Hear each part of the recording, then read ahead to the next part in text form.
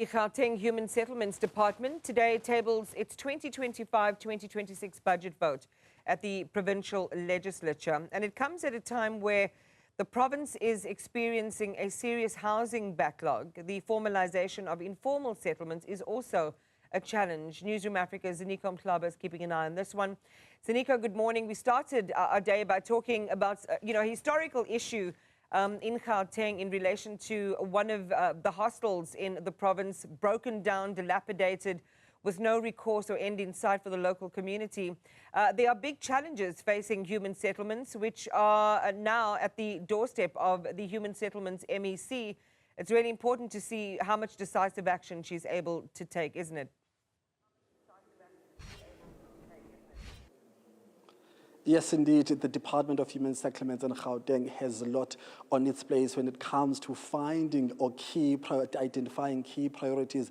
As you said, that the Gauteng province is the largest in South Africa when it comes to the population, but also that talks to the issues of great need for housing, and that is why Gauteng is also leading when it comes to the largest number of housing backlogs compared to other provinces as well.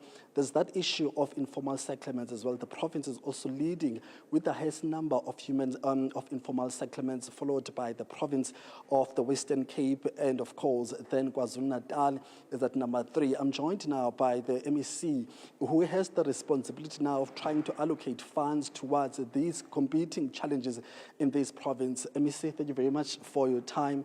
Let's start with the budget itself. You have a budget of just over 6 billion rands.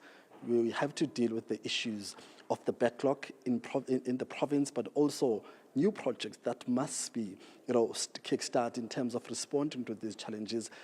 Talk to us about how do you feel about the budget that you have right now? Is it enough? Can you work with it, looking at the priorities that you're dealing with? Yes, thank you. So it will never be enough. I think nobody will say that, thank you, I have enough money, I don't need any more. But our backlog is huge. Approved, we have about 320,000 people that are approved for housing, meaning that they meet the criteria, they've been verified, we've got to link them to a project.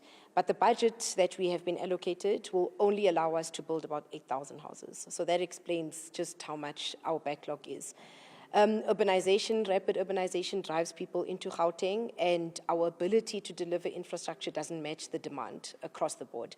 So it's not only human settlements, you'll see that all our departments have got the same challenge. I think for me, the biggest way to respond to that challenge is to make sure that we spend what we've been allocated and deliver what we said we're going to deliver without reducing on any of those targets. Then we will make not a serious dent, but at least have a story to tell in terms of what we've been able to deliver versus what we've been allocated. I mean, talking about the challenge of the demand of housing, a lot of people coming to Gauteng for economic opportunities, the province also leading with the highest number of informal settlements. And I understand that there might be some financial, cuts when it comes to the budget allocated specifically for that task. Can you give us more insights into that? Yes, certainly. I think, well, I do also agree with National Treasury in that let's look at how we optimize the grants. When we optimize the grants, let's look at, impactful delivery. And impactful delivery is actually delivery of houses, because with the delivery of houses, you're also delivering on basic services like water, sanitation, and electricity. So you're not just building a house, you're also building other related infrastructure, as opposed to spending money in settlements, for instance, that can't be formalized, settlements that need to be relocated. So I agree with National Treasury's approach, and I think that we've got to do more to stop more informal settlements. That will help us. But the reality, MEC, is that people are saying, you just said right now, the number of approved people just is not that much, but you're looking at the people who need housing. We're looking at over 1 million in Gauteng alone. So one will say, while we are still waiting for the government to build houses, why don't you formalize the structures where we stay at currently? And that talks to the issues of informal settlement. It's not an issue you can just get rid of. No, certainly. So we are formalizing informal settlements that we can, but many informal settlements are on land that can't be formalized. They're either on servitudes, they're on gas lines. Last week, I think the week before, there was an explosion in Springs of an informal settlement that's on top of a gas line. So you can't formalize those. You actually have to move them. And many of the 320,000 are actually residents in informal settlements. So we're formalizing those that can be formalized. They are on suitable land. They can be linked to bulk infrastructure. But you can't formalize something that, we're dealing with a situation with Eskom right now in Ekurhuleni where we need to relocate so that Eskom can energize an electric line. So we'll formalize those that can be, those that can't, we can't. MEC, your department has also been criticized for slow spending. Explain to us what that means in the context of why there's a slow spending of the funds in the province of Gauteng. You just said right now, it's one of the highest provinces that is in serious human settlement crisis. Why do we have a slow spending issue in Gauteng if we've got such a great demand?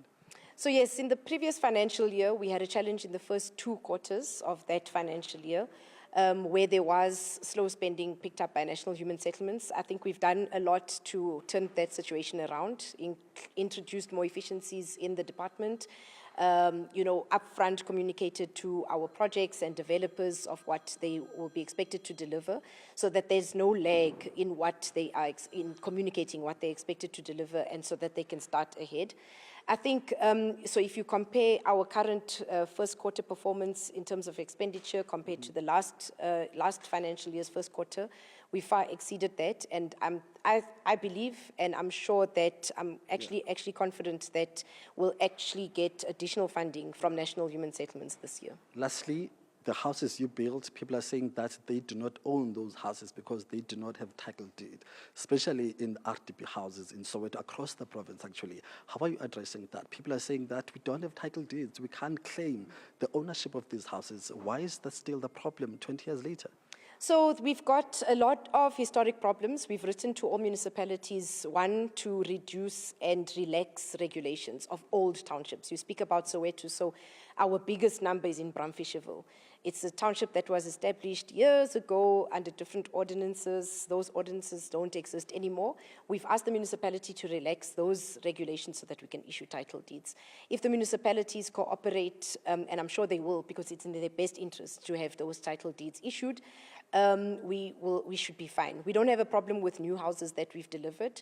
We deliver the house, you allocate them within the year, you are issued your title deed. So I think our bigger challenge is on the very old townships that were built, different regulations, regulatory environment changes. We've not been able to, meet those regulatory environment requirements.